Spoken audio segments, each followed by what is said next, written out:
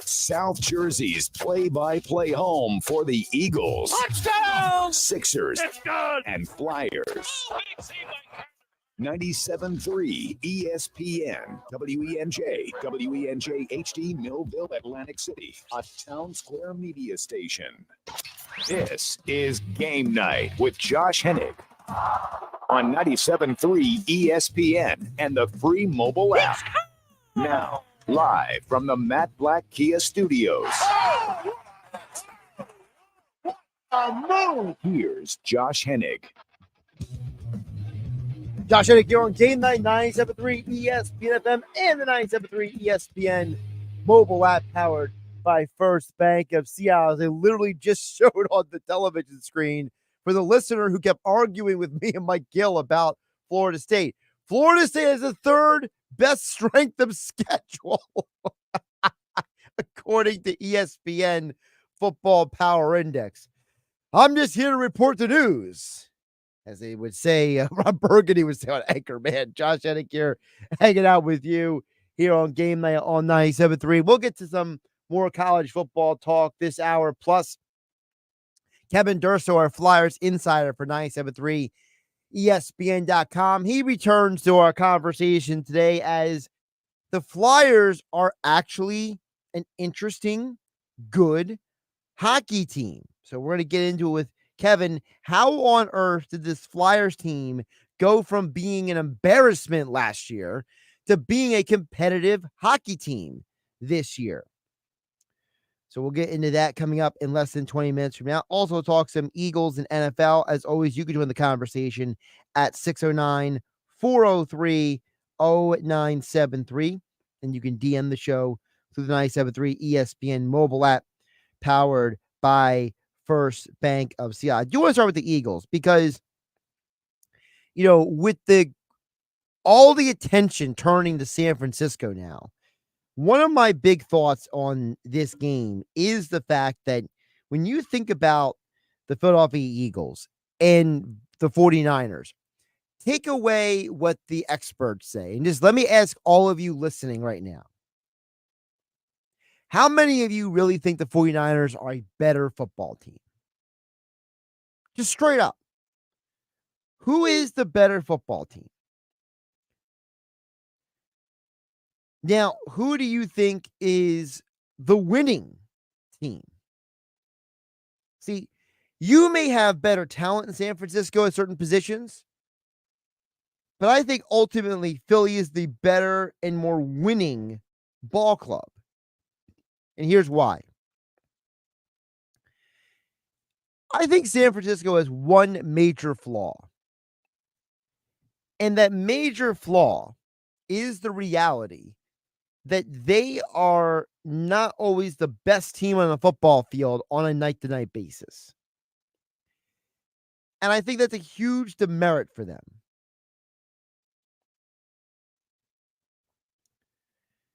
I think San Francisco, what they showed in those games when they were without some of their best players, it was a huge demerit against them. And I know what some of you are saying out there. Yeah, they did it without the best players. But that 3-game losing streak still resonates with me.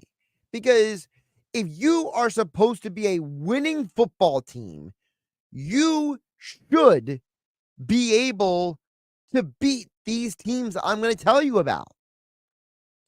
They lost 19-17 to a Browns team that had P.J. Walker as its starting quarterback.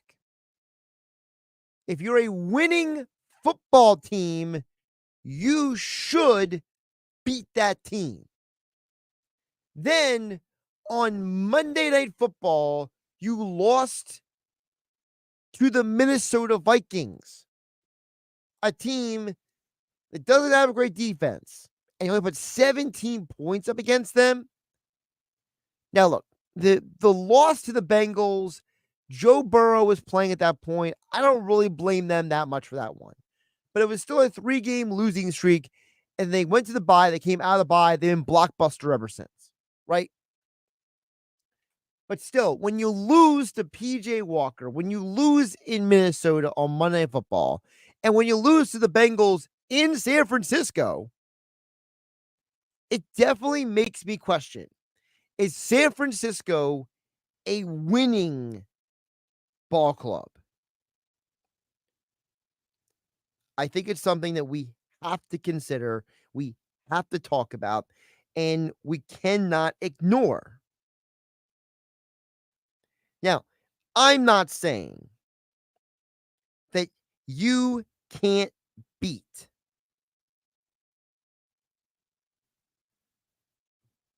if you're San Francisco, that you can't beat the Eagles. I'm not saying that at all. But what I am saying is when Philadelphia's only loss on the season was because they had 4 turnovers against the Jets, compared to a 49ers team that lost 3 games in a row, and 2 of them were pretty ugly for them offensively. I just got to wonder if what I am watching on the field is a winning football team.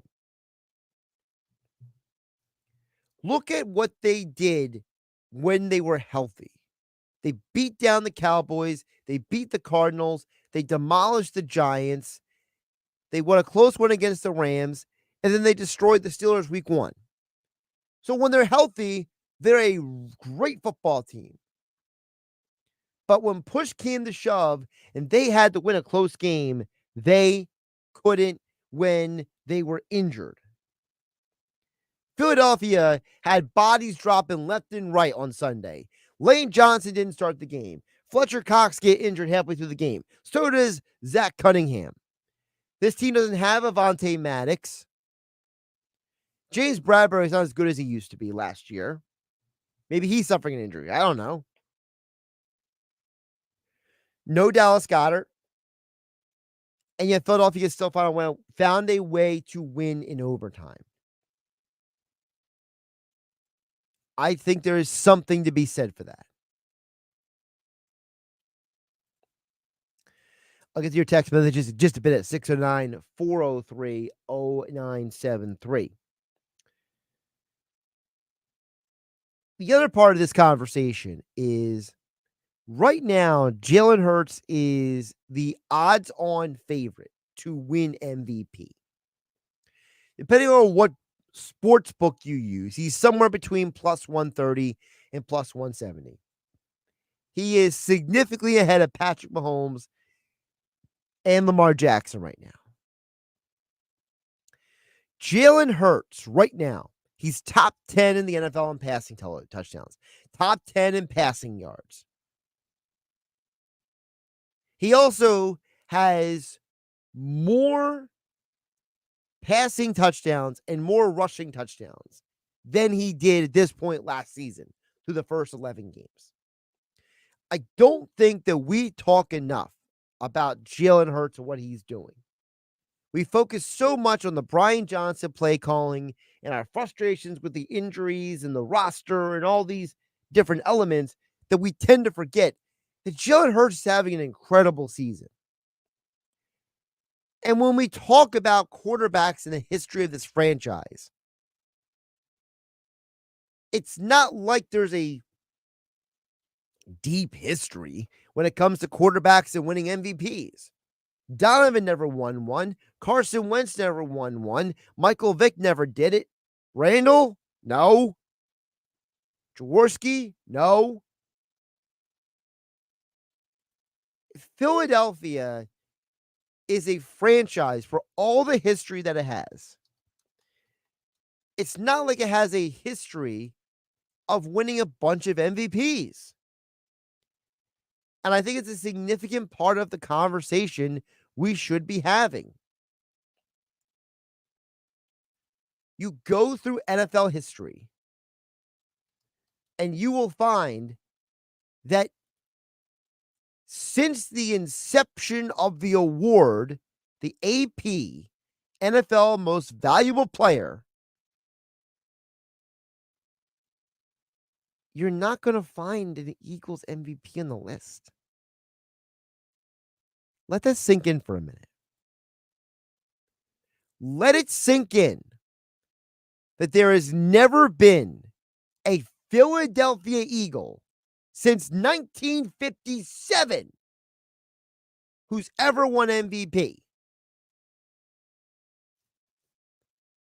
The 49ers have had multiple MVP award winners. Steve Young, Joe Montana, even John Brody. Good for John. 1970. The Rams have had multiple MVPs. Kurt Warner, Marshall Faulk. Washington, now known as the Commanders, formerly the football team, formerly the Redskins. They had Joe Theismann. They had Mark Mosley. They had Larry Brown, not the head coach of the Sixers. I keep going through this list. There are tons of teams that have had multiple MVP awards. The Vikings, Adrian Peterson and Fran Tarkenton and Alan Page. Defensive lineman, for goodness sake, won an MVP back in 71. But there has never been an Eagle to win MVP. This franchise has 22 men in the Pro Football Hall of Fame who have either played or coached in Philadelphia. 24. But nobody has ever won MVP in an Eagles uniform. And Jalen Hurts is on the verge of history. Something to think about. Josh Hennig hanging out with you here on Game Night 97.3 ESPN FM, 97.3 ESPN mobile app, powered by First Bank of Seattle. Coming up in just a bit, we're talking some Flyers with Kevin Durso. And we got to talk about the Flyers, not just because they're playing tonight on 97.3 ESPN. Coverage begins coming up at 7:30. It's also because the Flyers are actually have turned into an interesting and fun to watch hockey team. Now, they're not a great hockey team. They're not going to win the Stanley Cup this year. Frankly, they're lacking a couple pieces that they probably won't even get this year. But what they are is a team that makes you look around and say, you know what? I don't need to flip on random game and not watch the Flyers this year. There have been years in the past where when the Flyers were on, and let's say, like, for example, Kentucky plays the University of Miami playing college basketball. In years past, you might flip over to the college basketball game and not watch the Flyers. But now, you got to watch the Flyers. The Flyers have won 6 of their last 8 games.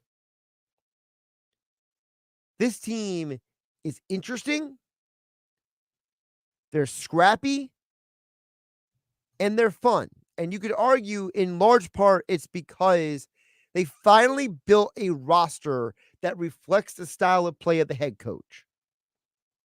We'll get more into it. Kevin Durso, our Flyers insider for 97.3 ESPN.com, coming in next here on 97.3 ESPN FM and the 97.3 ESPN mobile app, powered by First Bank of Seattle. Josh Hennig hanging out with you on a Tuesday night. You haven't downloaded the 97.3 ESPN free mobile app?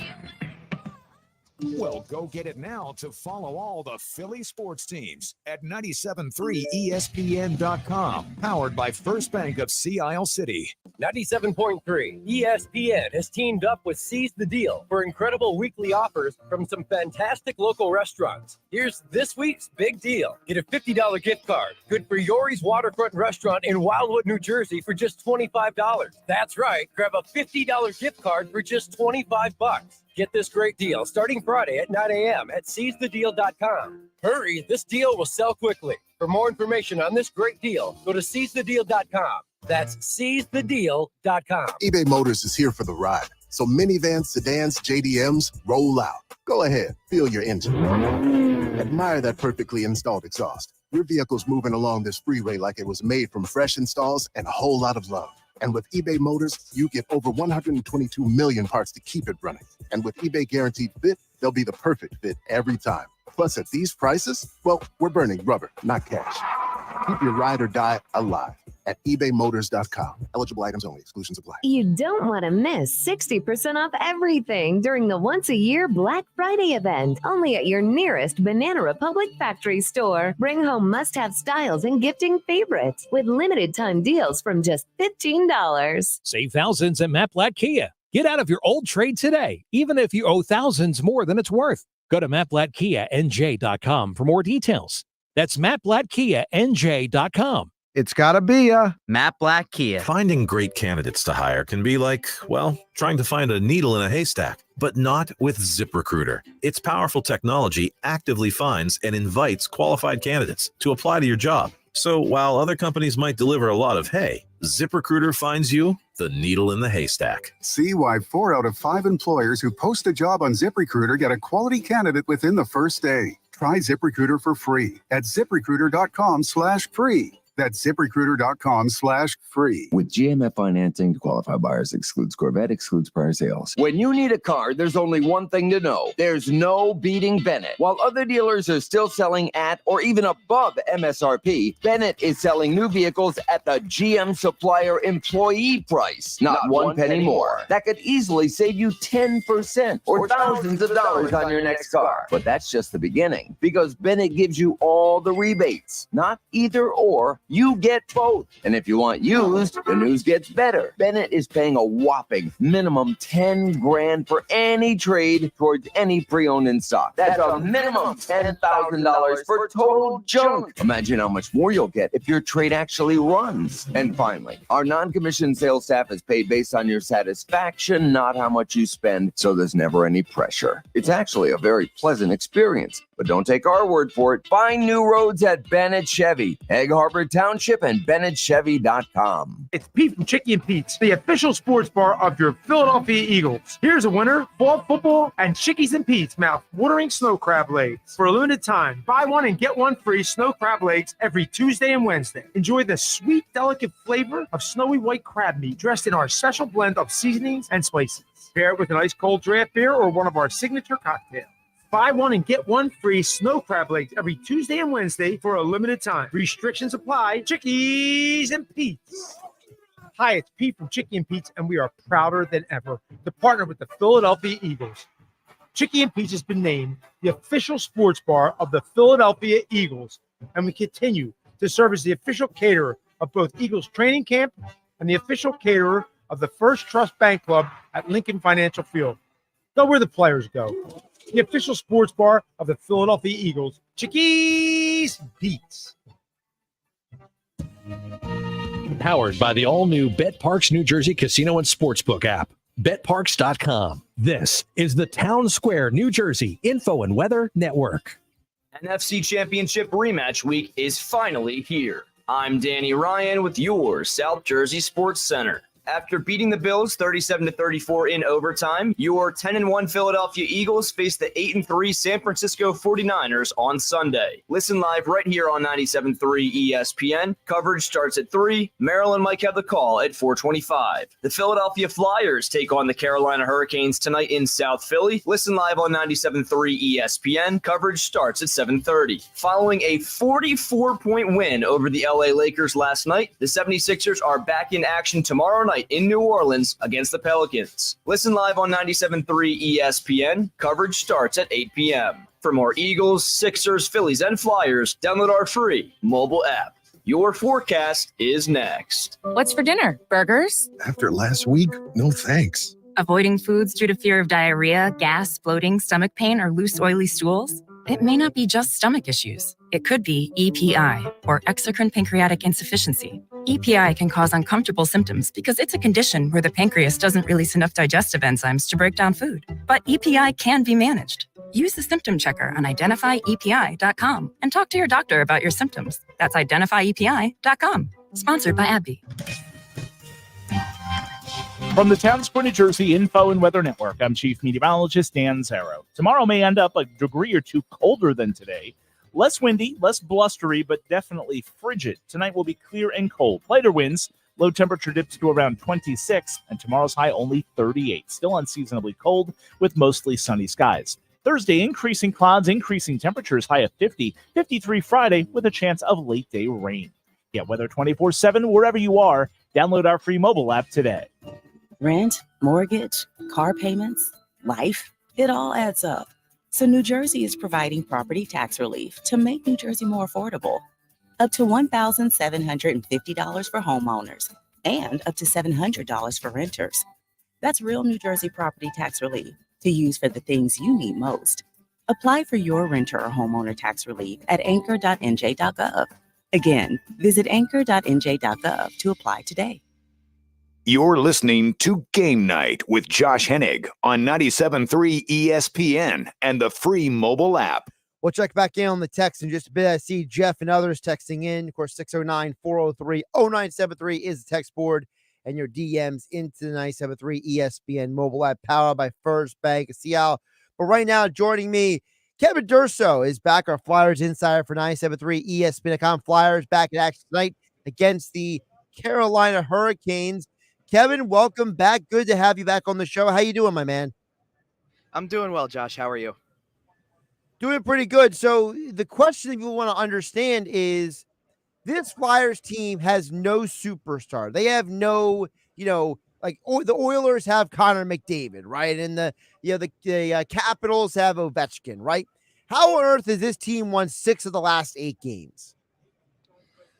A lot of defense turned offense. They're a transitional type of team. They get a lot of good goaltending. They've played kind of over their heads a little bit in terms of just the competition they've had to go against. I mean, you look at that winning streak that they had, the 5-game winning streak, and there were plenty of times where that could have been derailed at any given point in time. It was kind of a revenge tour of sorts because they were playing a bunch of teams they had lost to in the previous weeks: Anaheim, Los Angeles, Carolina, Vegas, and they're coming away with wins against those teams. And they're doing it in a way that, it's a little bit in some ways, it's a little bit like the Eagles in a sense, because the Eagles will do a lot of things to frustrate you during the game. They'll do a lot of things that make you think they're going to lose this game, but they're entertaining and they're hanging in these games.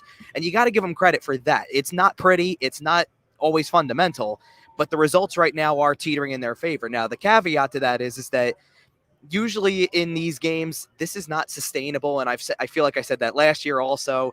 It's not sustainable. And to an extent also, one of the things that really hasn't crept in just yet is injury trouble. And they're about to face some big-time injury trouble, as we found out this afternoon. Noah Cates is out for 6 to 8 weeks. So now they become even thinner down the middle. And Cates was kind of playing in between. He was playing center some nights. He was starting to play the wing a little bit to try to see if that could boost his offensive numbers. But nonetheless, that was a key piece last year. And he's not going to be around for the next nearly 2 months at this point. That's a lot of time to deal without one of your centermen. So that's something to consider as you look forward with this schedule, and certainly some of the teams that the Flyers are going to be playing, including the one tonight against Carolina. You mentioned no Noah Cates. So what does that mean for Morgan Frost? It means he's finally going to see some regularity in the lineup for once. And, that's been kind of a talking point all season long, that he's been in, he's been out. There are times where he's not the only guy that could come out of the lineup. If you're doing it based on the merit system, it's not like Morgan Frost is so far below everybody else in this lineup that's why he's coming out of the lineup. He's coming out because it starts to become a personal issue at that point. It becomes a thing between the coach and the player, that the coach just has it in his head that he doesn't fit what he's looking for that night. Maybe, a lot of times what it comes down to with Morgan Frost, if you're looking through the eyes of John Tortorella and not maybe through my eyes or the rest of my colleagues up here or anything like that, it's his inability to sometimes go to the dirty areas, to work along the boards. And that kind of gets under John Tortorella's skin a little bit, because that's the type of player he wants. You'll see that when you watch the Flyers play, one of the things that's very different from last year so far this year is their work ethic is definitely on display. They go to work. They kind of have these lunch pail games where they're working hard to generate everything they get, and it's resulting in some wins so far this season. Frost isn't necessarily that type of player. He's a playmaker, so he's not necessarily going to grind it out and go to those dirty areas. He's looking to set up plays.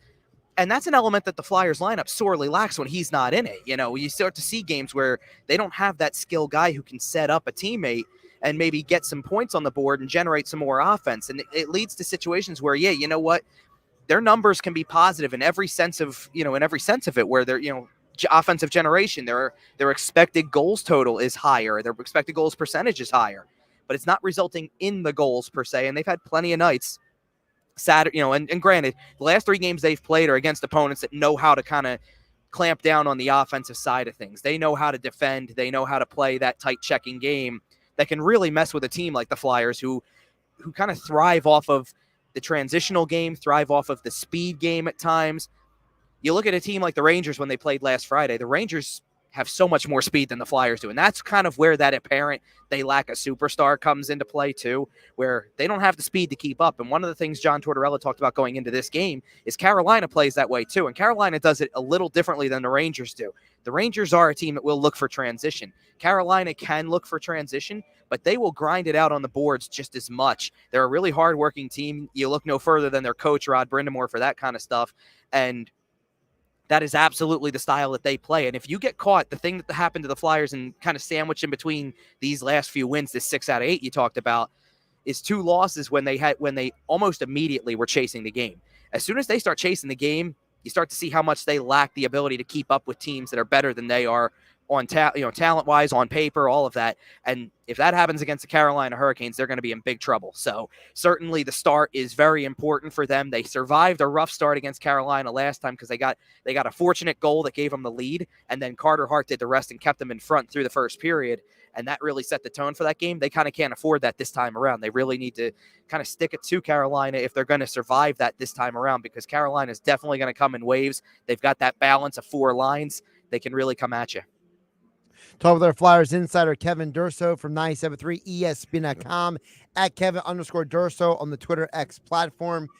You mentioned about the speed. They don't have the speed that some of the other teams do. Is that just because of the way the roster is constructed? Is that purposeful because this is kind of a transition year for this team? Like, what is the reason for that? There's an element that's purposeful, but I don't think it's purposeful because it's a transition year or anything like that, because John Tortorella is talking about winning games. And in his mind, I think the way that you win games is this grinded out style. So you see a lot of guys like that. You look at their 4th line over the course of the season, and it's kind of taken some new forms over the last several weeks. But for the most part, in the beginning of the year, it was Garnet Hathaway, Ryan Poehling, Nick Delorier.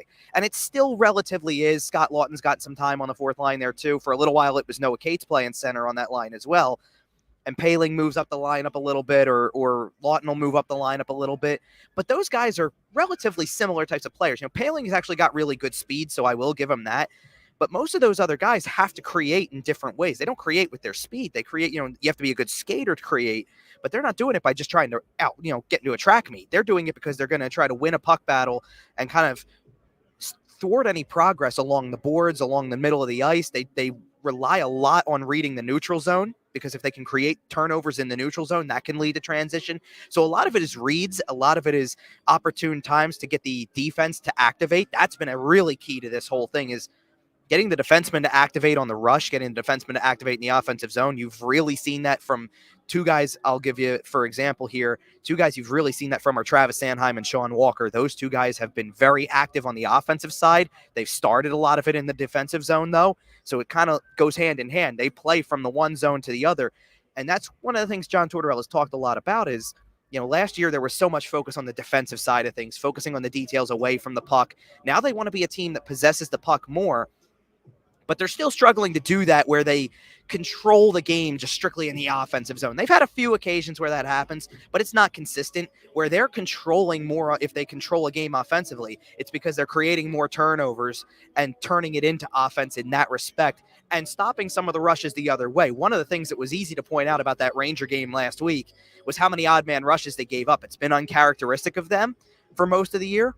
But that's exactly how you can hurt this team, is when you get them on their heels, when you get them with no back check, guys struggling to get back into the play because of the speed game, that's where they can get hurt. So it's not necessarily the roster construction is not necessarily because they're trying to transition through a year and it's not about having as much speed as they can. It's actually really a lot of guys that fit the mold of John Tortorella's, kind of what he likes the most in a lineup.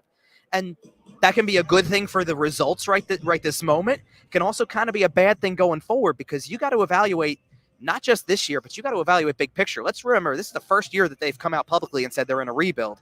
So you can't get infatuated with guys who are performing a little bit above expectation when you're still in a rebuild, and you can't get infatuated with your standings position either at this point. Just because you've had some good early season results does not mean you can lose sight on the fact that you do not have a superstar here yet. You've got 2 guys who certainly at forward, who you can look forward to. You know, the draft pick last year, Matvei Mishkov, 2 years ago, Cutter Gauthier, and Gauthier is much closer to coming to this roster.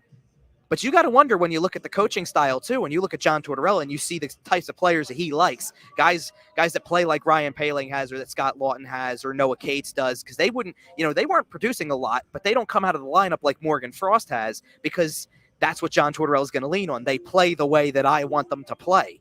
And you got to wonder when you get a guy who's a little bit more skill and a little bit less defense like Cutter Gauthier, what's going to happen then? Because you want to have that guy in the lineup if he's got potential game-changing ability, and you can't play around with that type of stuff when the time comes. So it's something that's got to iron itself out, because sure, right now you're filling roster spots, and the injury to Cates is going to kind of help that at the forward position, because you're going to have 12 healthy forwards, and that's the way it's going to be for a little while going forward. But it was so much in and out between guys, and it was the same kind of player too. Morgan Frost, Bobby Brink's been in and out of the lineup. It's not guys like Lawton or Poehling. Poehling came out for a couple, but really he's been a mainstay of the lineup as well. So you're starting to see how they feel they have to win games, because they feel like their only way to be successful is to put those guys in and maybe pull out a guy who relies a little bit more on the playmaking ability, when that's actually what they lack compared to so many of the teams that they play. And they're surviving those games off of block shots, transitional rushes, defending first and turning it into offense. So those are all things to consider when you look at the way the roster is now and you try to focus on the big picture.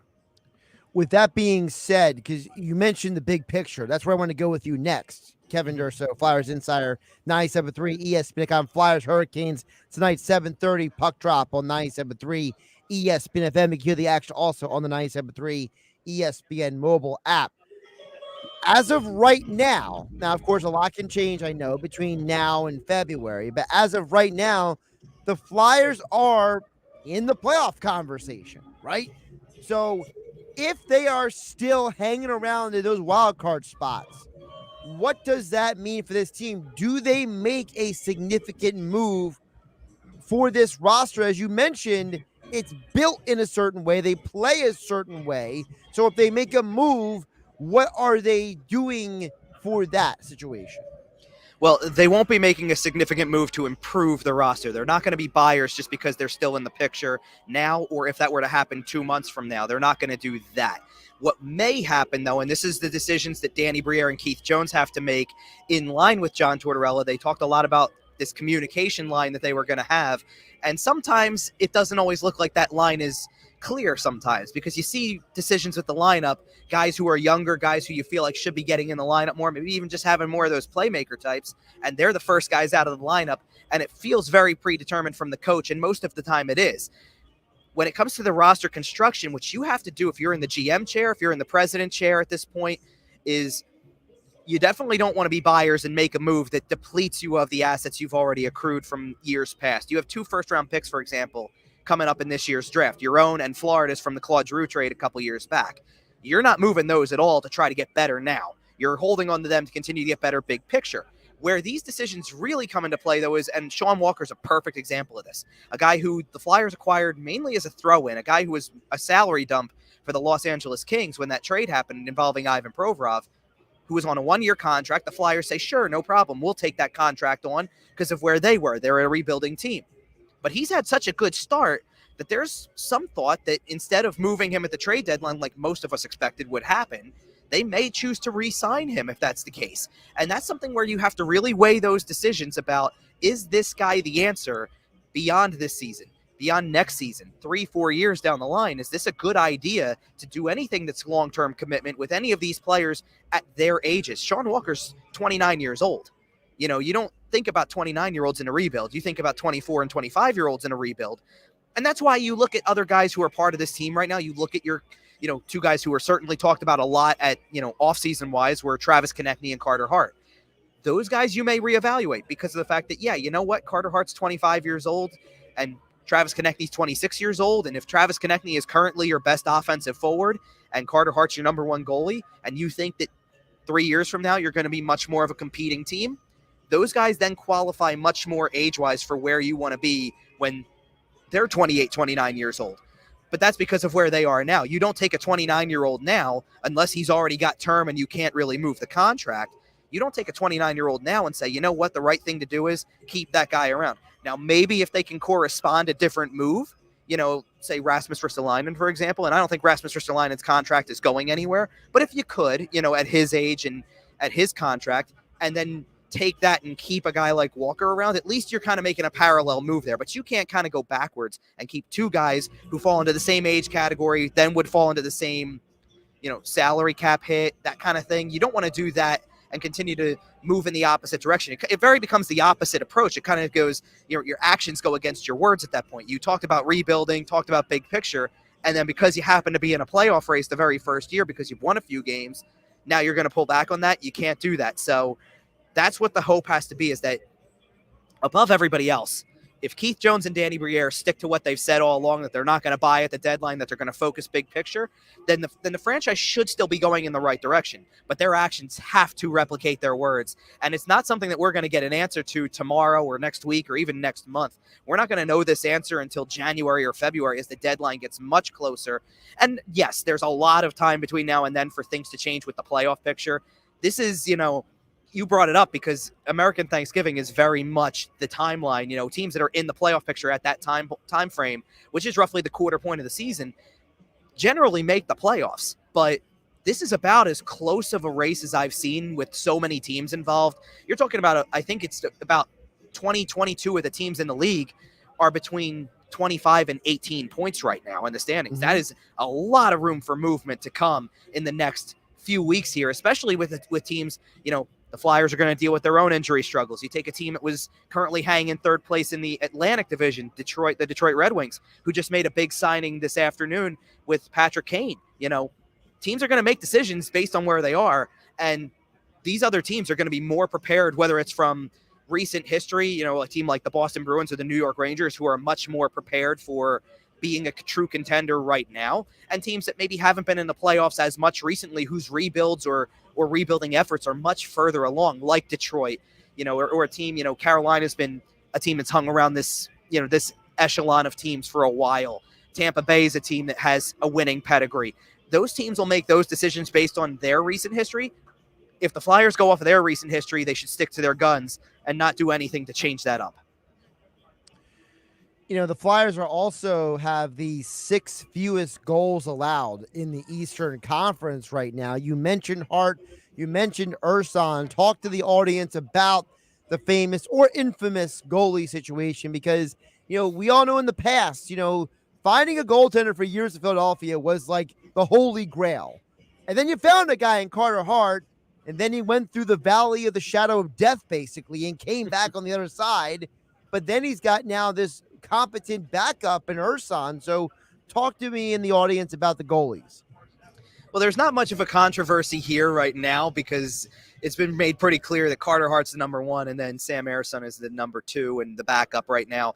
And pretty much everybody else just falls in line. When Carter Hart got hurt for a handful of games earlier in the year, you saw Cal Peterson come up and get a chance. Felix Sandstrom, on the other hand, didn't play much at the beginning of the season, so he went down to the minors for a conditioning stint for a couple games, got hurt down there actually, so he was out for a little while. And then just recently they placed him through waivers, got him through waivers, and he's in the minors right now. So he's kind of the forgotten guy in this whole rotation. Peterson's probably more the number 3 at this point if something should happen. But these two guys are really it right now. And Carter Hart's a perfect example of everything you're weighing right now where you are as a franchise, not just in terms of where you are in the standings, but when you're going through this rebuild process, because his age says that he falls right in the middle of all of this. His age also says of how much he has to go through, or had to go through, I should say, to get to this point, to maybe be the guy who you can lean on as a number 1. I know he had that, in 2020, he was playing off the charts great, especially as the team went through the playoffs that year in the bubble. But, he was still a really young goaltender then, 20, 21 years old. And you got to go through some things as people learn more about you, as people find some things about you that they can expose. We talked a lot when he had signed his last contract. His glove hand was a bit of a weakness and how he had to work on that, things like that. So, and he still has his moments. He still lets in a few soft goals time to time. He had one against the Islanders last week where he didn't seal the post off properly, and that leads to an immediate goal for the Islanders. So it's going to happen. He's going to have some moments, but he's played, he was primarily the reason you had the start you did last year. And this year, he's another big reason why you've beaten a few of the teams you have. Notably, I think the Carolina and Vegas wins were very much his doing in a lot of ways, despite how well you play as a team in front of them and blocking shots and the aggressive style that they play and the like I said, that lunch pail mentality that this team seems to have, he's still a big part of the reason why they can win games. And Ersan had a rough start to the year as well. Like, let's not forget when he could finally get into a game because it was few and far between. He didn't play well at all in the first handful of games, and he's turned it around big time to the guy that I think you saw a lot of when he got a string of starts last January. He was looking like a legitimate starter, let's be real. And he's given you a few starts lately that are legitimate starter quality and give you a chance to win a game, which is all you can ask for from your backup. But that's, with Hart in particular, I think is really where this whole conversation lies, because I don't know if Ersan can be a number one just yet. The sample size is just too small at this point to say that for sure and certain. Hart's got enough of a sample that he can be a number one. But like you said, it's kind of, this is the holy grail for the Flyers, looking for a goaltender, trying to find somebody who you can lean on to be a number one. And you finally have somebody who can. And now you have discussions about should they move him because you're in a rebuild. Imagine what happens if the rebuild goes faster than you expect. It takes 3 years instead of 5, let's just say. And he's not yet 28, 29 years old, and you moved him, and he's one of the best goalies in the league at that time because he's playing number one minutes for a team that has way better talent, way better roster, is more of a Stanley Cup contender. And you could have had that and had it when you were ready to take that step. So that's the really big decision that weighs in their heads, maybe more than any other, because it's probably it's going to be the hardest thing to replace if you go down that road. And they do have some goaltenders in the system. They drafted 2 this past year. They have another one, 21-year-old Alexei Kolosov, who's playing in the KHL right now, who has had a really good start to his year as well. But you got to factor in that despite having those guys in place, you do have to look at what's in front of you and his age and experience level, because not many goalies get called up when they're 20 years old, and not many goalies are playing the way that he is at 25 years old. So usually it takes till you're in that 27, 28, 29-year-old range to get to the level where he is. And he's shown the capability to steal you a game or two, and that's important when it comes down to being a contender in playoff time once you get to that level. So that's why it's such an important decision with Carter Hart going forward. And I think for me, Kevin, and one more before I let you go, for me, I don't look at it as I want to get rid of Carter Hart as much as I look around the NHL and I see a team like the Bruins, teams like the Rangers, teams like the Islanders. They got multiple goaltenders who can start games and win games. And I kind of look at the Flyers as, is that maybe the model you want to lean into, maybe to be like those teams and say, look, I got this, like the Rangers got Shesterkin as their one, Jonathan Quick is number 2, and he's playing really good when he gets into games. But the Bruins feel like it's like a 1A, 1B situation up there. So, is that maybe what the Flyers can do, which is say, I'm going to lean into this a little bit, Kevin, instead of being the team that says, this is the guy and that's it.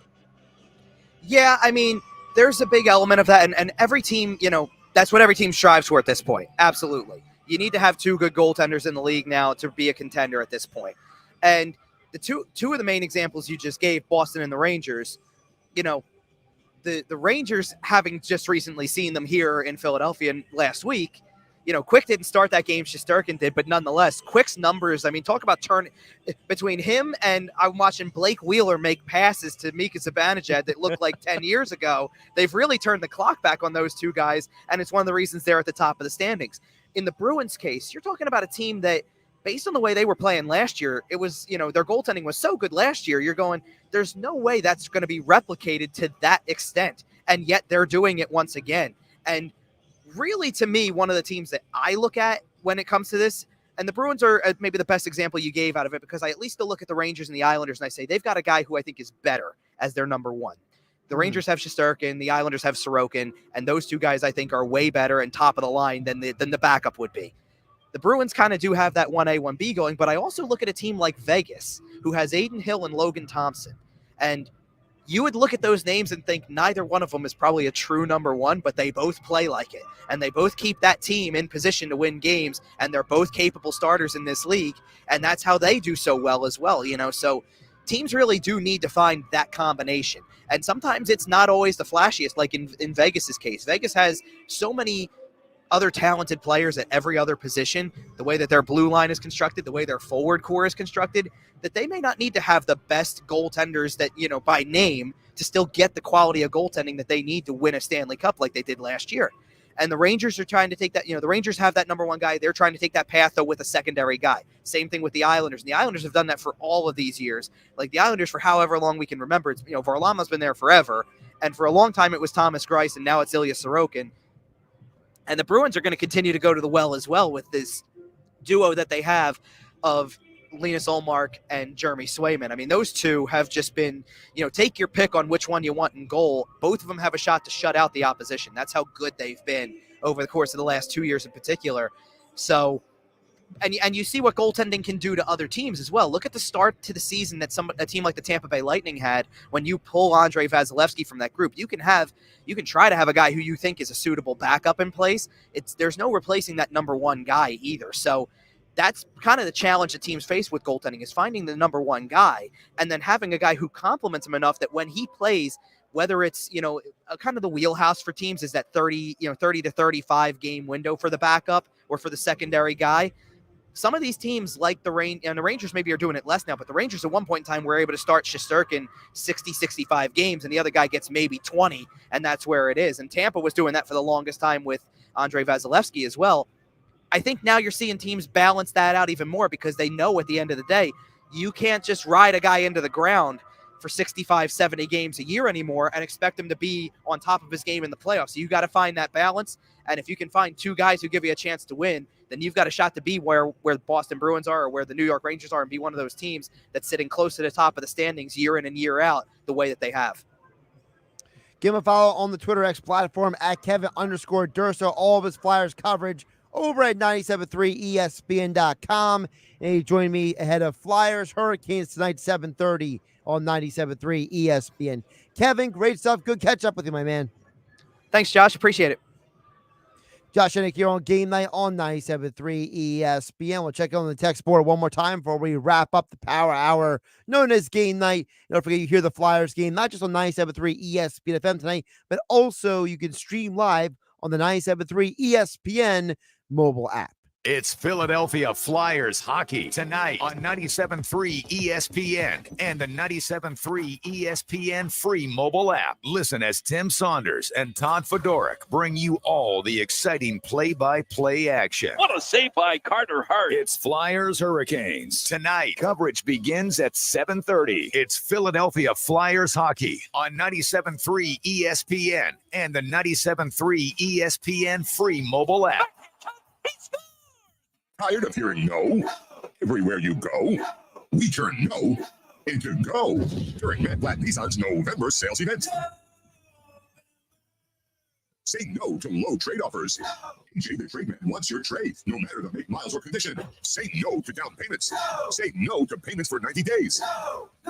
And say no to high interest rates. 0% financing on every clearly marked new Nissan. Backed by Matt Blatt's 4-day love it or leave it return policy. Oh, yeah, it's on at Matt Blatt Nissan. Tired of hearing no to your credit? With your job clearing $350 per week, you can get approved today. Only at Matt Blatt Nissan.com. On approved Tier 1 credit through NEMAT. Negative equity will be refinanced with the new vehicle, plus tax tag and $589 doc fee. Offers can't be combined. 0% for 36 months. Call 877-289-6670 or go to MattBlattNissan.com for complete details. Offer ends 12/5/2023. It's on at Matt Blatt Nissan on the Black Horse Pike, Egg Harbor Township. Brace yourself for the ultimate holiday deal with Consumer Cellular. Snag an incredible 50% off the Iris Flip when you buy before December 17th, making it only $34.50. The Iris Flip is all the phone and camera you need with a user-friendly design, the perfect flip phone companion. Plus, you'll get nationwide coverage and always free activation. Score 50% off when you use promo code RADIO50. Head over to consumercellular.com and use promo code RADIO50 during checkout to score this deal. Hey, it's Amanda, and a little thing I love about the Chick-fil-A nugget trays is that they're so easy for the holidays. They're warm and flavorful. It's always a crowd pleaser. When I put down a nugget tray, everyone is happy. Hey, this is Brian, and the little thing I love about the Chick-fil-A nugget trays is the joy that it brings to me and everybody around me during the holidays. They're warm, juicy, and delicious. Cater the holidays with Chick-fil-A today. Available on the Chick-fil-A app. Real guests paid for their testimonials. And now, a holiday wish from the New Jersey Lottery Scratch-Offs Division. We wish you holiday riches. Give the gift of holiday riches. Holiday scratch-offs can bring holiday riches and make your whole gift list cheer. Give holiday scratch-offs to friends and your kin. There's over 41 million prizes for Jersey to win. We did it! Share wishes for holiday riches. Must be 18 or older to buy a lottery ticket. Please play responsibly. If you or someone you know has a gambling problem, call 1-800-GAMBLER. Parents are urged to think twice about gifting lottery tickets to children. O'Reilly. Cleaning your fuel system can help your engine run better and improve gas mileage. Visit O'Reilly Auto Parts and pick up a bottle of Chevron Techron Fuel System Cleaner. On sale now. Buy one, get one free. Plus, get 2 times O-Rewards points. Get more fuel-saving tips from the professional parts people at your local O'Reilly Auto Parts or visit O'ReillyAuto.com. O'Reilly Auto Parts. What's for dinner? Burgers? After last week, no thanks. Avoiding foods due to fear of diarrhea, gas, bloating, stomach pain, or loose, oily stools? It may not be just stomach issues. It could be EPI, or exocrine pancreatic insufficiency. EPI can cause uncomfortable symptoms because it's a condition where the pancreas doesn't release enough digestive enzymes to break down food. But EPI can be managed. Use the symptom checker on identifyepi.com and talk to your doctor about your symptoms. That's identifyepi.com. Sponsored by AbbVie. Raceway Nissan, you always finish first. How do we make sure you finish first this November? With Black Friday all month long. Finish first with 0 down, 0 interest, and no payments for 90 days on select models. Or with up to $1,000 MX gift card with select purchases. And right now, buy a 23 Nissan Sentra for just $19,500. Stop by Raceway Nissan today or visit online at racewaynissanNJ.com. Approved credit excludes tax, title, license, and fees. Stock number PY292955. See dealer for details. Offer ends 12/4/23. With Black Friday appliance savings all month long at the Home Depot, we're making the holidays merrier by making holiday hosting easier with our lowest prices of the year on Whirlpool kitchen appliances. Get everything you need to store all your holiday favorites Dinner's ready. and the leftovers with top brand kitchen appliances at a great value.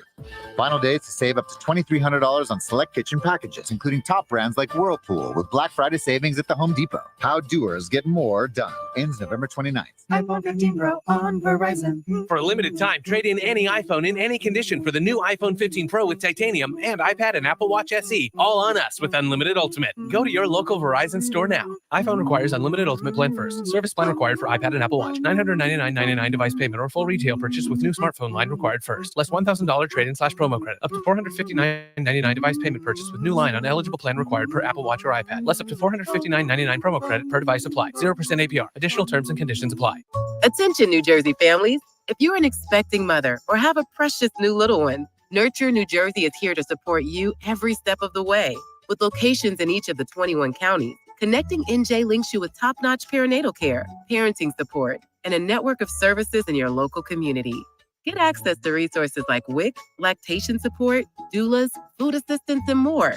To find a Connecting NJ organization near you, visit nj.gov/connectingnj. Dell's Cyber Monday event is their biggest sale of the year. Shop limited time deals on laptops like the stylish, innovative XPS 13, engineered to do it all on the Intel Evo platform. Plus, save big on ultra-sharp monitors and top brand accessories. It's the perfect time to upgrade any home, business, or gaming setup powered by Intel Core processors. Shop now at Dell.com/deals to take advantage of huge savings and free shipping. Again, that's Dell.com/deals. Go to get your game on at the Gallery Bar Booking Games in Ocean Casino Resort this football season. Cheers your favorite drinks while cheering on your favorite team. Get in on the parlay while in the middle of a party. Go for the sports scene and go for the endless screens. Go to the Gallery. Go to Ocean. Go for the win. For more information, visit theoceanac.com.